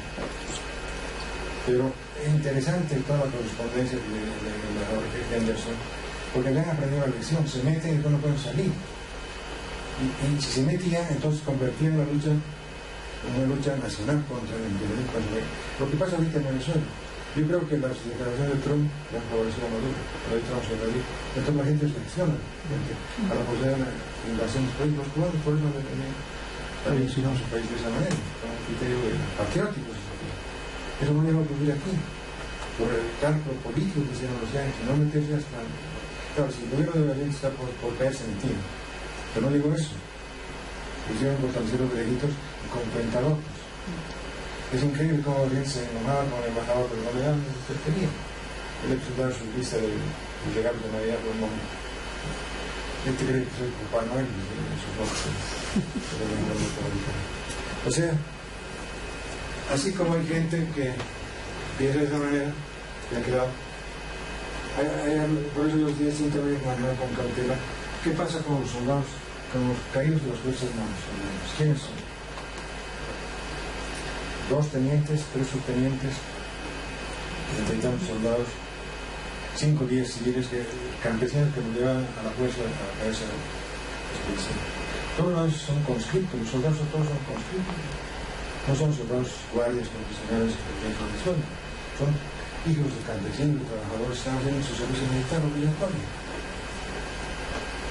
O sea, a mí me parece que 50 años después, como hecho histórico, se debe reconocer la totalidad del fenómeno. Ese fenómeno tiene 2 lados, tiene los guerrilleros caídos heroicamente, el checo de los peruanos, pero tiene también soldados que eran de extracción popular. Y los oficiales eran jóvenes buenos, recién egresados. Toditos van a recibir su título de año de Panamá. Esa es la cosa. Yo pensé que cuando eran tan jóvenes no habían tenido todavía Panamá y obligado toditos que pasaban por el curso de Escuela de los Américas o Panamá. Pero fíjense, los libros son los 2 oficiales. Rubén Amézaga, el primerito de él. Su hermano del legítimo, dirigente del magisterio aquí en La Paz, miembro del Partido Comunista. Kennedy Laredo Arce, primo hermano de José Roberto Arce, principal investigador, principal intelectual del Partido Comunista. Su primo hermano muerto de él. Entonces no estamos hablando de torturadores, de espías, de sanguinarios, como pasó en Cuba. Estamos hablando de tropas regulares, que además ellos honestamente creían que estaban en su país y se lo dijeron que no entendían el imperialismo, no entendían otra cosa. Entonces yo digo a estas alturas, me parece un buen criterio, un museo que hay en la vida, que no está en la alcaldía, lo han llevado a lugar. En la portada del museo está la lista de caídos de las Fuerzas Armadas y la lista de caídos de la guerra. Eso me parece más correcto, más legítimo. Pero hablamos con los compañeros y son clases que ven, imposible, ¿cómo? No. Por supuesto, hablamos con estos planes elecciones y dicen, ustedes han llegado a la primera sangre. Yo discutí con ellos. La primera sangre se ganó en el 65, con los mensajes del trabajador. Y la guerrilla puede ser tomado una respuesta a eso. Entonces es un tema que todavía hay que debatir. ¿Cómo logramos, para empezar, cambiar el lenguaje? que los militares que escriben constituciones de este tema no habían bandoleros, castrocomunistas, invasores, un lugar de improperios. Y los de este lado, los simpatizantes legítimos del Che, piensan que nosotros eran unos enemigos lacayos del imperialismo, cosas por el estilo. Eran conscriptos, hijos y trabajadores campesinos de México. Pues yo creo que hay que reflexionar sobre estas cosas, empezar a cambiar el lenguaje para empezar. Y después, quién sabe, fomentar un diálogo más estrecho, no formal, entre Cuba y Bolivia para sanar el sistema. A mí me golpeó la idea de este militar, Ruiz, dice, me acabó su forma de enfrentamiento de latinoamericanos contra latinoamericanos. Los mismos delitos. Sí, es un tema delicado, pero... Una pregunta sobre eso mismo. Cuando uno ve biografías, por ejemplo la de Pablo Ignacio, la de John Lee Anderson, ahorita mismo la próxima semana, el día viernes, vamos a lanzar una que seguro han leído, que es el asesinato del Che en Bolivia, revelaciones de Froilán González. Cuando uno ve lo que pasó, lee sobre lo que pasó entre que capturan al Che y su ejecución al otro día, más o menos a mediodía, ¿no? a la 1 de la tarde, son muy distintas las versiones, diametralmente distintas desde los actores involucrados. Es impresionante, de hecho. Yo te quiero preguntar, tú como investigador, te digo uno de los puntos, incluso en quién difieren mucho, en quién define la ejecución del Che. Estados Unidos o Bolivia, o los militares, digamos, bolivianos. Lo decía Barrientos, lo decía, porque en la biografía dicen, incluso llegan a plantear, tú sabes que había idea, Félix Rodríguez lo ha dicho, la gente de la CIA, que se lo querían llevar a Panamá, ¿no? Que lo querían vivo. El propio Che parece que intuía que no lo iban a matar, lo iban a enjuiciar. Pero ¿qué pasa en esas horas? ¿Quién da la orden? ¿O hay una independencia del alto mando boliviano respecto a los norteamericanos? ¿Hay quienes están tratando de exculpar a la CIA? Ahí es un tema de debate. Yo podría preguntar. Sí, compañero Carlos, yo en 64 estaba haciendo mi servicio militar y después de la parada militar, que es el 7 de agosto, nos cambiaron de armamento, ¿no? Nos cambiaron del fusil Mauser, que por entonces estaba, digamos, en vigencia en las Fuerzas Armadas, nos dieron el Garand. Nos dieron Garand, nos dieron capotes norteamericanos y nos trataron ya muy bien. Yo estuve haciendo mi servicio militar en la escuela de motomecanización, que luego fue en Tarapacá, general. Y en el grupo que estábamos nosotros, que éramos algunos universitarios y otros campesinos, como siempre en la servicio militar, de su comandante era el coronel Alfonso Villalpando, Que fue siglo XX. el que hizo las matanzas de San Juan, el que comandó eso. Entonces nos reúne después de la parada militar y después de entregarnos los uniformes nuevos, botas americanas, y nos dice, bueno, miren, ustedes ahora también ya son investigadores. Aparte de que éramos soldados, éramos alumnos, ¿no? Según la escuela de estudios mecánica, ¿no? De motomecanización. Entonces ustedes tienen que ir a Guanuni a investigar quiénes son los comunistas, porque había, digamos, una presencia de dirigentes mineros que, digamos, estaban bastante bien formados de años anteriores, estaban, digamos... Es usted lo que yo he dicho, cómo las Fuerzas Armadas bolivianas estaban ya asumiendo la ideología de la seguridad nacional y haciendo preparativos antisubversivos, llamaban ellos, contra insurgentes, y estaban ubicados además estratégicamente en lugares próximos a las minas para aplastar el movimiento minero. Ese era el concepto. No era el enemigo externo, no era contra Chile, era contra los trabajadores mineros, desarmarlos, aplastarlos. Pero ahora, volviendo un poquito a la pregunta un poco a la discusión un poco chueca que dice incompleta, porque lo que yo he dicho no excluye el hecho de que haya mandos que son responsables de cometer violaciones al derecho humanitario fundamental, que es el tratar a los prisioneros. El otro día, en la entrevista que nos iban a leer en una discusión, les decía, un poco aprovechando ese aforismo jurídico, ante ¿cómo era la cosa? La confesión de parte y el ego de pruebas. O sea, los propios militares en sus libros, casi todos, dicen que los fusiló. O sea, que Terán dice del Lobo Vázquez que había un extranjero, parece argentino, uruguayo, no supiera nunca, pudieron saber quién era. Se hizo pasar de cura y descubrió que no era cura porque no sabía latín, y entonces no cura y no pudo entender eso. No era cura, era eso, lo quería hacer por la cura. Entonces, junto con Loro, se los fusiló detrás del hospital. O sea, ni siquiera sabemos qué nombre tenía esta ciudad. Argentino, y lo fusilaron a Loro Vázquez. Fusilaron a Julio Velasco. Fusilaron a Che y a los compañeros de la mujer. Entonces son crímenes de lesa humanidad y no trataron a los prisioneros. En su mayoría curaban los heridos de los soldados, porque decían los militares evidentes. ¿Y qué van a decir de Teoponte? Teoponte fue una masacre. Sí, ahí a la orden era ni un detenido, todos muertos. Ni un herido, ni un detenido, todos muertos. Una orden, pero bárbara. Y esas cosas la Comisión de la Verdad tiene que, como hemos dentro del periodo, la Comisión de la Verdad tiene que investigar desde el 64, el golpe de aliento, hasta el retorno de la democracia con el año del 82. Y estos fenómenos de la guerrilla de Cabas y la guerrilla de Teoponte están en ese periodo histórico. Entonces, perdón, tenemos esta idea. Yo creo que ese es uno de los temas de debate, precisamente. Los militares bolivianos esgrimen la idea de que fue una decisión autónoma. Ellos deciden por ejemplo. No hemos podido encontrar ni en su coincidir con Tairo la base documental que nos permita decir una orden de García o de los Estados Unidos. Por lo tanto, yo no tengo la certeza de que eso es. Tampoco lo descarto, porque además, con el convenio con Proelán, que ya Estados Unidos García habían tomado la decisión de eliminar a Fidel, a Raúl y a Che, mucho antes, está ya sentenciado.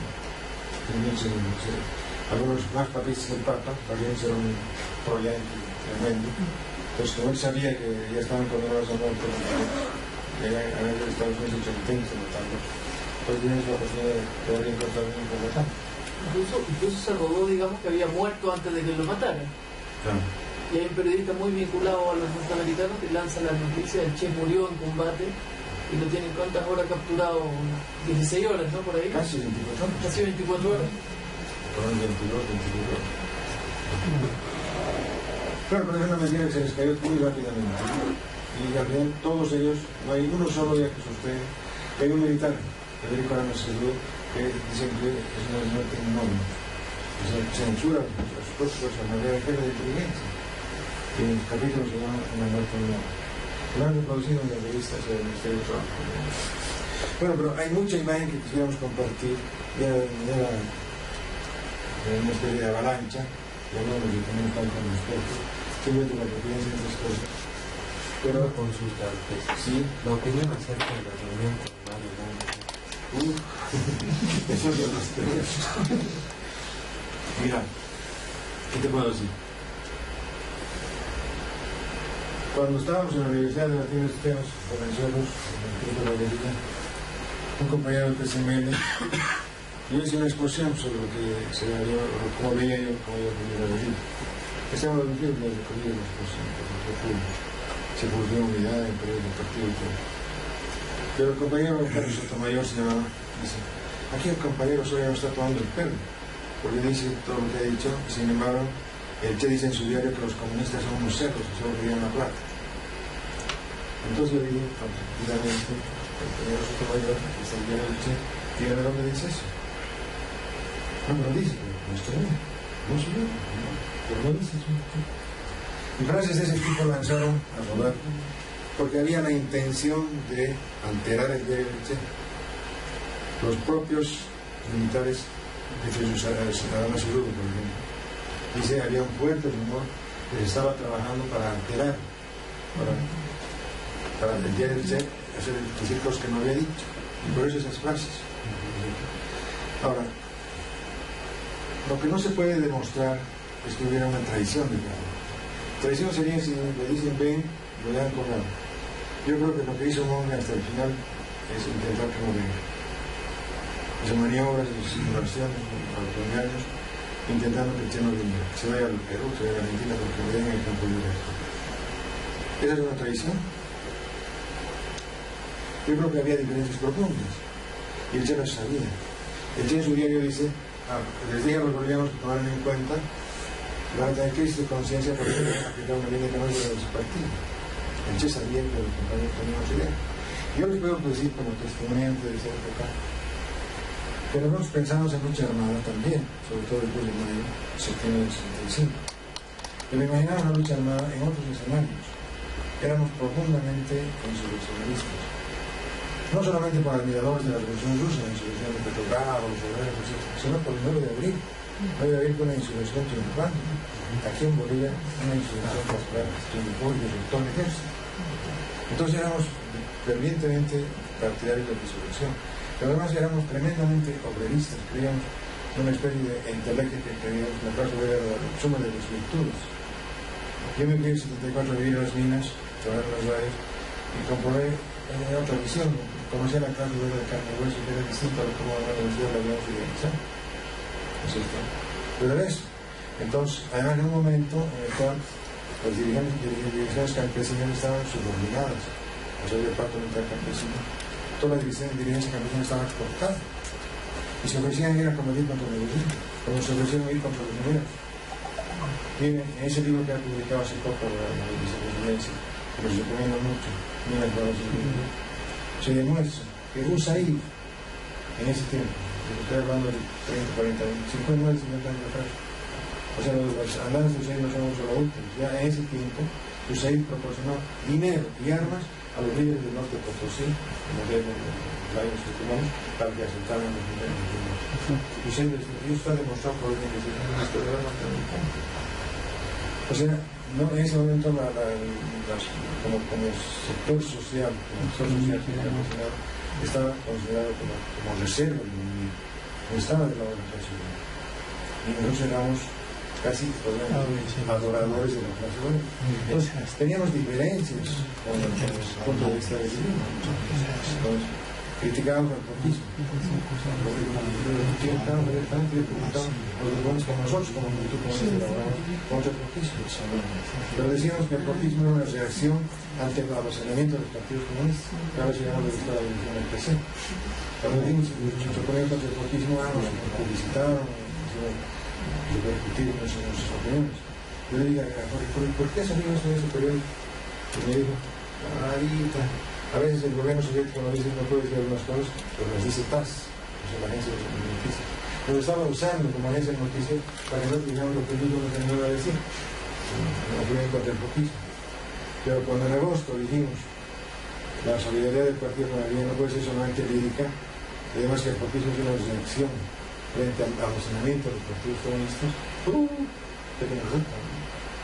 No se censuraron, lo sacaron de los paquetes de periódicos, lo sacaron de los medios, lo quemaron. Y tuvieron una discusión casi de los primeros con el mejor.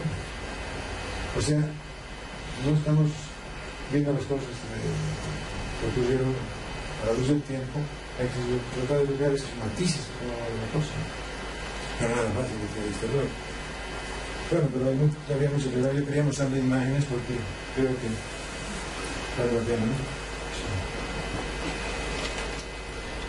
Por si acaso los que aficionados al internet tienen esta dirección, el blog que hemos levantado, tenemos cerca de 150.000 visitas de 180 países, parte en todo el mundo. Groenlandia y en unos países del centro de África no están en el mapa, pero en Cuba hay bastantes lectores de este tema. Bueno. Dicho sea paso, aquí que hemos tocado bastante el tema del Che, ahí está en íntegro el diario puño y letra del. Sí. Se puede descargar, digamos, se puede compartir. Se puede. Es la foto del Che para su identidad falsa de la Bolivia. Es el selfie del Che, muy conocido. se sacó la foto en el espejo. Como no había el selfie de ahora, lo hacía en el espejo.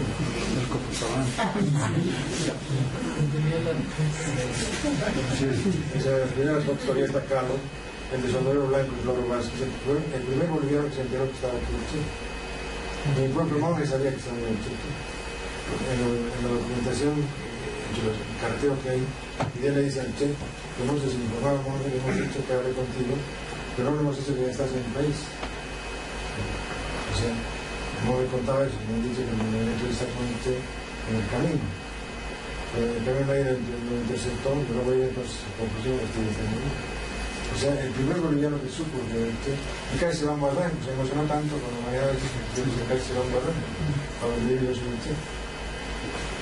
O sea que el Partido Comunista no sabía que el Che ya estaba aquí. Entonces, no pasa nada. No vamos a hablar el único boliviano es el proyecto grupo de el niño de la izquierda y la bolita. Ahí me llamado esta foto la última cena de los apóstoles con Mesías con sus apóstoles. Esa es la foto del mundo con el Che, con el niño del grupo, el Che de cocinero. Entonces, cuando yo las fotos fotografiadas en el fondo para la captura del gobierno, en septiembre se dio un comportamiento muy fuerte. Se robó el preceptivo del gobierno. Por primera vez se trataron un libro que se dio hace poco, el libro de Carlos Solución. Que no es consecuente,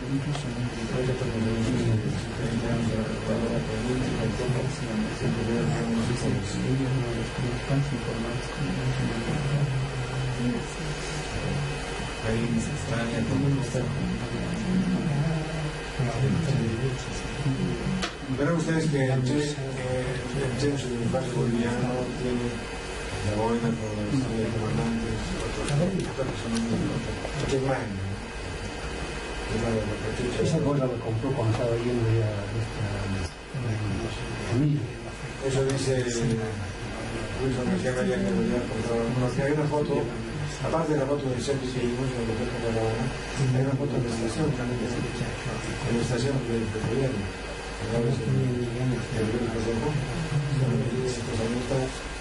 Aparentemente comprando un periodo de iban muy a hablar, podría ser tan seguridad que todo eso. El Che era un gran lector con niños campesinos. Hay que se enamoró otro lado de la tarde con campesinos. Escuchando radios importantes, la radio, porque como ahí estuvo todo el tiempo aislada, la radio que conoció fuerte y conoció también era la radio. Lo repasa mucho en el diario, lo dice mucho en el diario, o sea, que la radio se claro.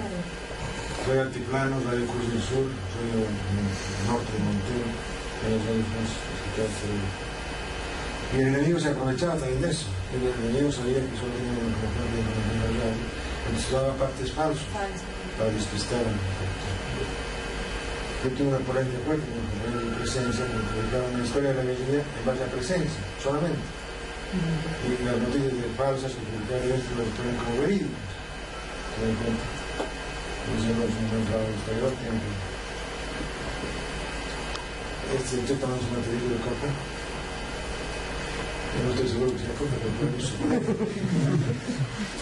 Me disgustó mucho que el general William McCarthy, un historiador cubano, en la etapa de su libro le borró la tacita. Me recuerda un poco a las fotos de la Revolución Rusa. Entonces estaba al lado de Lenin, lo borraban, no parece que era Lenin. No me gustó eso, en todo caso. No sé por qué lo hicieron, porque es una foto muy conocida. Todo el mundo sabe que estaba con una tacita de coca. Ahí está los sacamos. Estas son las fotos del Che asesinado. Primero esta foto impactante que le hizo un periodista, José Luis Alcázar, de la vida en la pantorrilla y de los zapatos que el Che no tenía, que le fabricó Niato. Niato Méndez resultó un hombre de orquesta que solucionaba todos los problemas, hilos, agujas, ganchos, solucionaba todos los problemas de la vida, todo lo que investigaba. Fue el último en caer en el último que me dio la vida. Esta foto tiene la historia, se publicó en el 87, uno de los libros de los militares. Arnaldo Saucedo Parado, él la publicó. 87. 89 se publicó esta otra, como noticia mundial. La gente lo hacía, Felipe Martínez, el Che y los hermanos. Pero fíjense, no tiene ustedes alguna, ¿cómo se llama esto? Felipe Felipe Rodríguez, ¿no? Claro, Felipe Rodríguez. Roldán investigó y me pasó la porque esta foto se ve en la revelación, no me di cuenta. Pero si se fijan ustedes, la sombra que proyecta la visera de Félix es diagonal. Quiere decir que el sol está por aquí. Quiere decir que una media hora, 3/4 de hora, antes o después del incendio, de las 12 del día. En cambio, las fotos, la sombra que proyecta la cara del Che, la sombra que proyecta los soldados, es las 12 del día. Entonces es una foto montada. Con fotos ya se puede hacer diferencias. Entonces, esta foto evidentemente es del Che con los soldados, pero este que está a su lado posando felizmente es un montaje.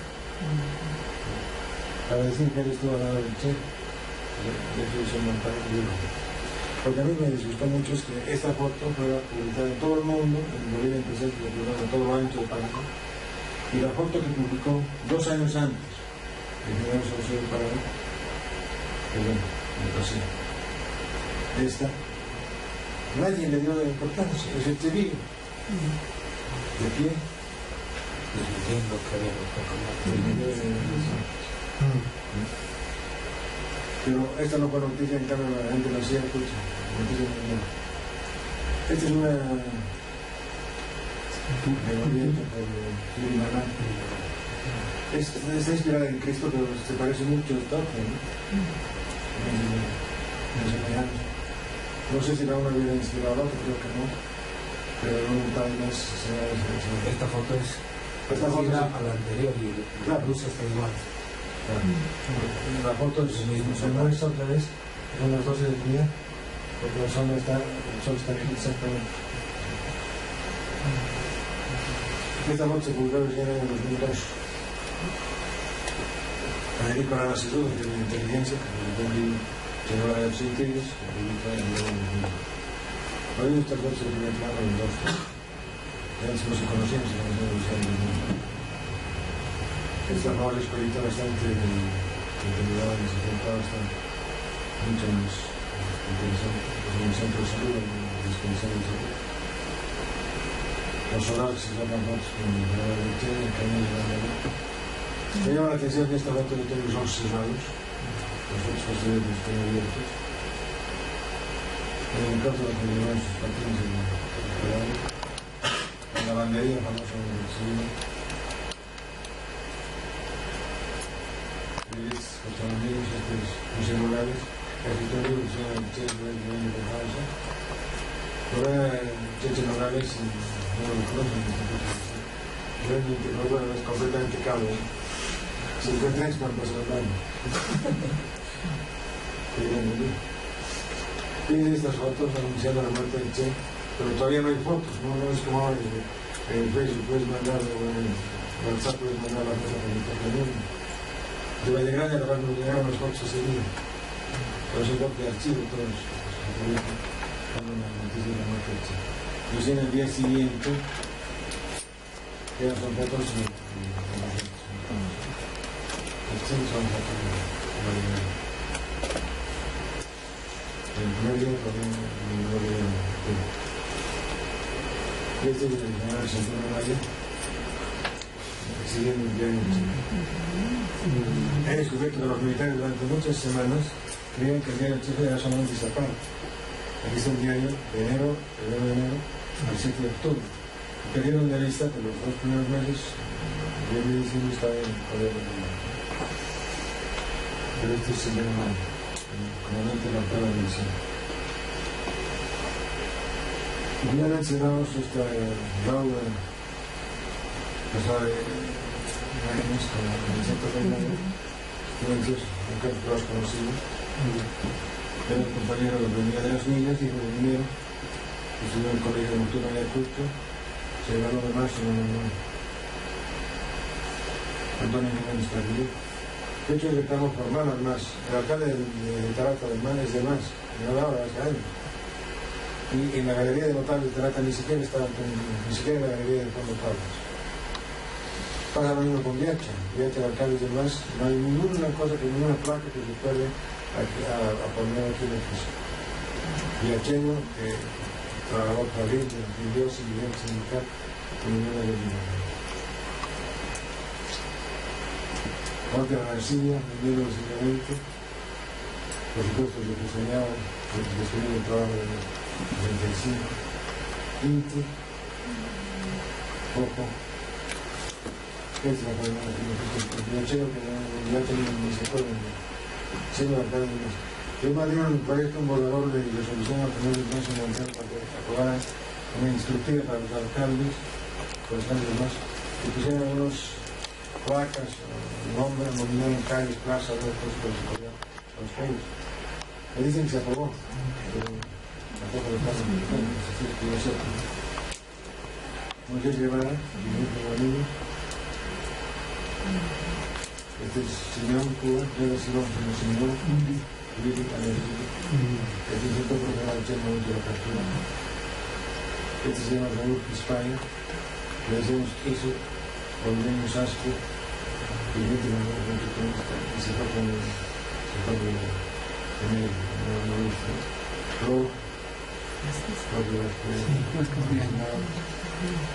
fíjense todas las servicios de los militares.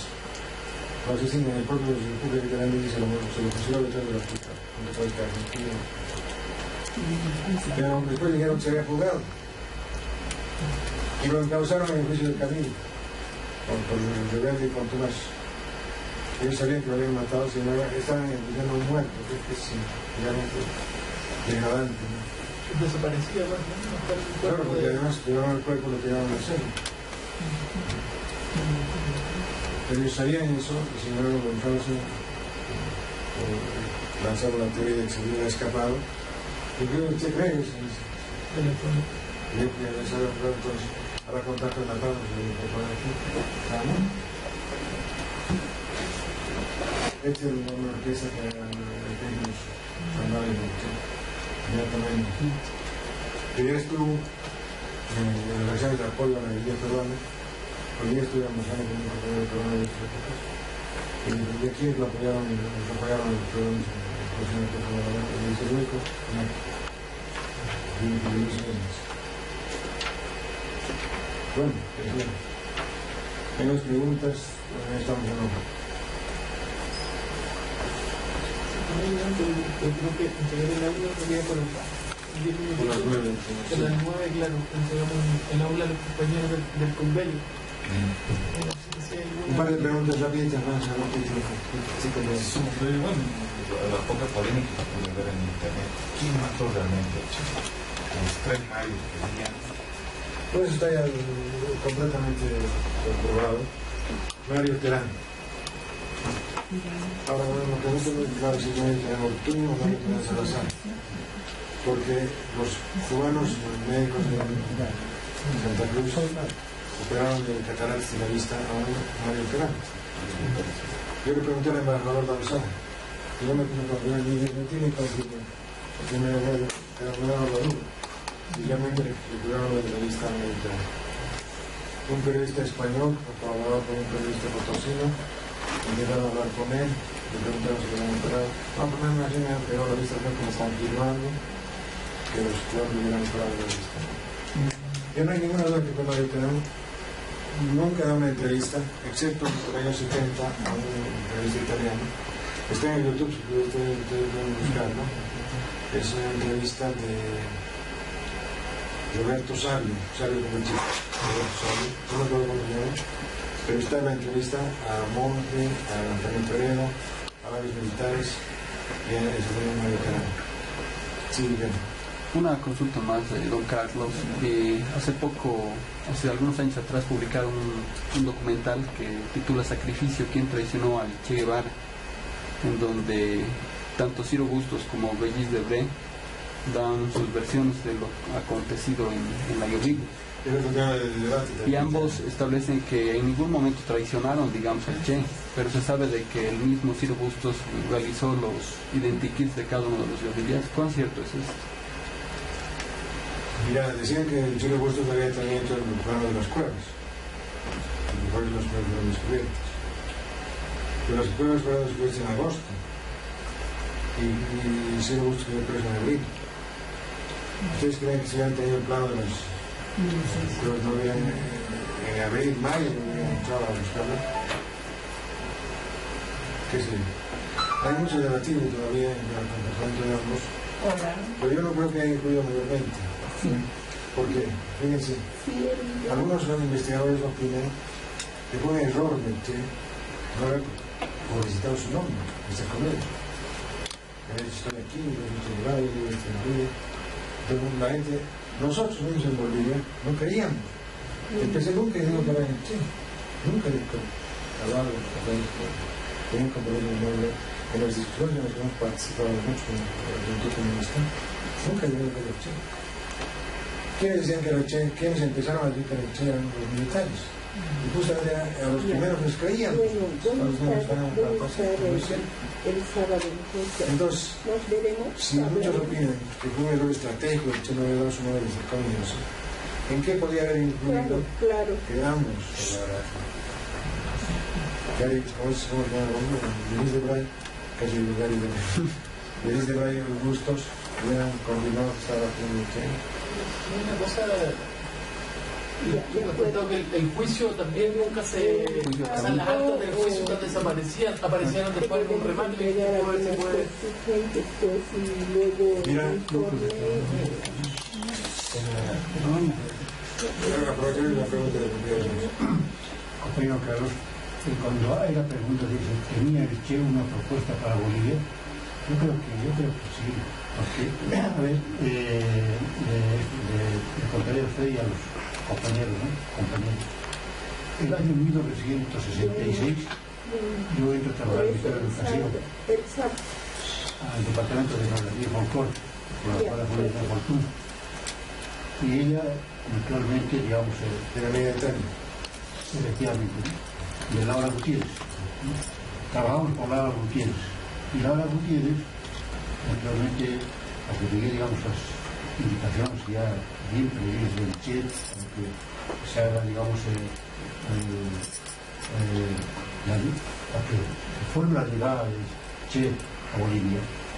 Ella comienza, digamos, a vincularse mucho con el ejército, sobre todo, digamos, con la cúpula del ejército de Barrientos y muchos otros militares. Claro, pero en el caso de Tania, su labor no era específicamente orientada a la guerrilla. Ella llegó en noviembre del 64, a los pocos días del establecimiento del Banco de Berlín. Su trabajo estaba en otro plano de exploración, que pensaban que decían los cúpulas militares del país. Yo creo que fue una imprevisión, un error también involucrarlo, porque el propio Che lo reconoce, se van a tantos años de trabajo haciendo. Un error hacerla participar en que les ofrecía a los compañeros que llegaban, les cocina y les daba para conocer las ciudades. Estaban cometiendo un error. Eso era una parte. La otra parte más importante era, digamos, que ella se vincule con la cúpula militar. Esa era su verdadera para que digamos, de alguna manera, por su presencia, por su simpatía, digamos, trate, digamos, de sacar, digamos, la mejor información que tenga. Esa era su labor, buscar información, no era participar directamente en las actividades. Pero es uno de los errores que permitieron utilizarla para ese tipo de cosas. Pero para cerrar esta pregunta de Bolivia, con el juicio de Camiri, seguramente hasta ahora en la historia judicial de Bolivia, el juicio más importante que tiene en nuestro país. Podría haber concentrado la atención de todo el mundo. Se calcula que en un momento había 300 periodistas en Camiri, y hace poco los 3 de ellos me publicaron un libro contando cómo era la cobertura de los periodistas. Un libro muy interesante. de 3 autores, ¿no? El día que contamos. Entonces el juicio también no fue cualquier cosa, porque además, como dice un investigador que se llama Yuri Torres, fue el antecedente un poco que se reunieron los militares para justificar el asesinato del Che. Pero les fue tan mal en el juicio, hicieron tan papelón en el juicio, manejaron tan mal las cosas, que toda la prensa obviamente estaba con el gobierno de Brey, y lo veían los militares como unos estúpidos. Además se tenían comportamientos bastante torpes, ¿no? A un general que era todo el tribunal fiscal, no sé qué, le hacían preguntas, y le decían, no me pregunten, ¿por qué creen que yo soy un homo sapiens?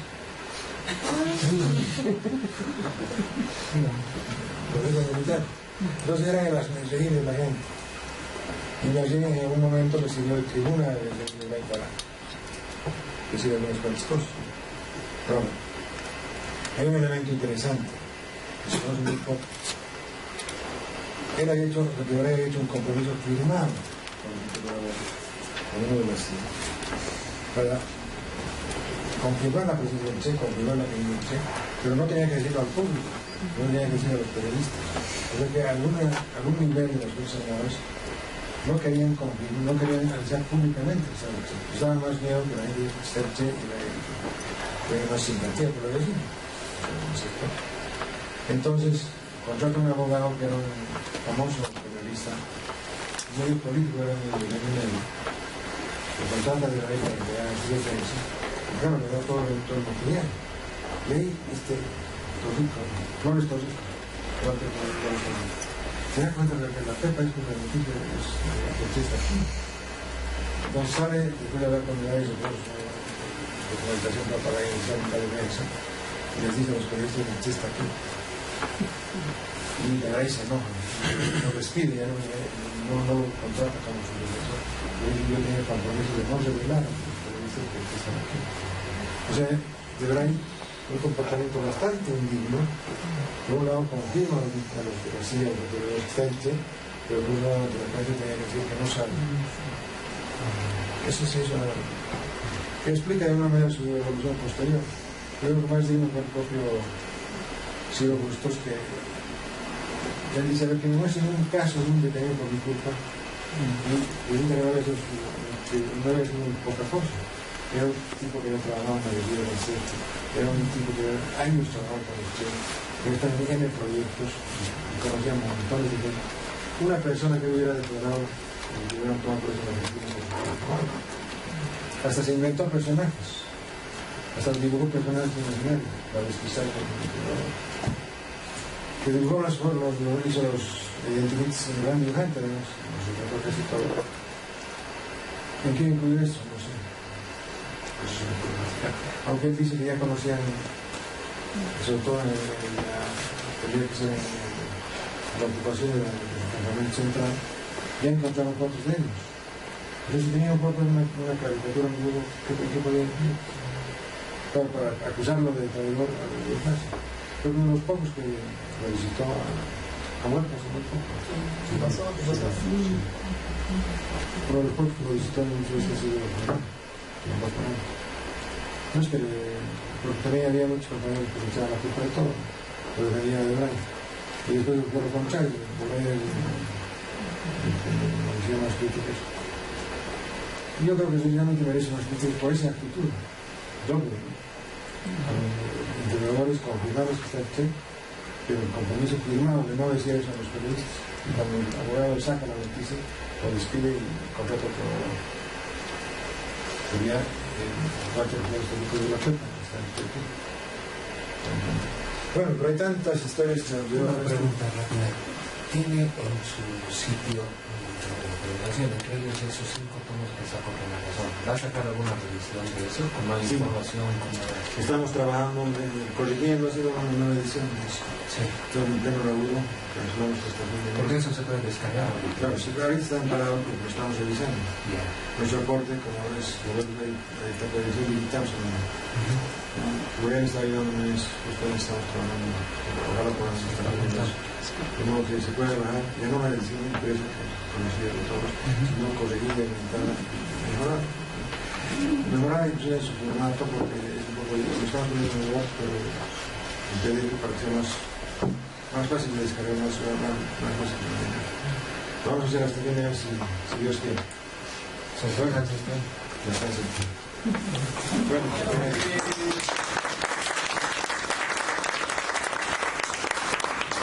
Carlos, el próximo jueves, si bien quedan 2 sesiones más, vamos a hacer una porque el día 3 se va a hacer un evento así previo a Valle Grande aquí en La Paz, en la vicepresidencia. Entonces quisimos, para no tener 2 actividades que ustedes puedan asistir el que quiere, suspender la clase del 3 y la próxima va a ser la final, va a ser el cierre. Vamos a tomar el influjo, lo que habíamos hablado del Che y la actividad colectiva también para ver el legado, porque habíamos estado algunos 10, o sea casi 2 meses, ¿no? Y cada vez nos interesa cómo lo percibieron cada cual. Y agradecemos, por supuesto, siempre la buena disposición de Carlos y de todos ustedes. a lo mejor que Peperín tenía un comentario. Hace años, en muchas universidades latinoamericanas hay cátedras de lugar. Nunca me he explicado por qué no había en Cuba, en el Ecuador, en Argentina, en Chile, en muchos lugares de cátedras de lugar. Hemos tenido rectores estilistas de esta región, como bueno, fue vicedirector. Pero podría ser una cantidad además que no afecte el presupuesto, porque yo creo que los que participamos en estas actividades, y en toda mi actividad de años, desde explicar la ponencia, unas horas se me pagaba un código particular y me pagaron $300. Lo que mi vida se cobra por la conferencia.